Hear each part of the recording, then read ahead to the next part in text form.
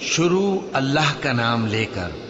جو بڑا مہربان نہایت رحم والا ہے۔ سورج کی قسم اور اس کی دھوپ کی، اور چاند کی جب وہ اس کے پیچھے چلے، اور دن کی جب وہ اسے روشن کر دے، اور رات کی جب وہ اسے چھپا لے، اور آسمان کی اور اس ذات کی جس نے اسے بنایا، اور زمین کی اور اس ذات کی جس نے اسے پھیلایا، اور نفس انسانی کی اور اس کی جس نے اسے درست کر کے بنایا۔ پھر اس کو بدکاری سے بچنے اور پرہیزگار بننے کی سمجھ دی کہ جس نے اپنے نفس کو پاک رکھا وہ مراد کو پہنچا،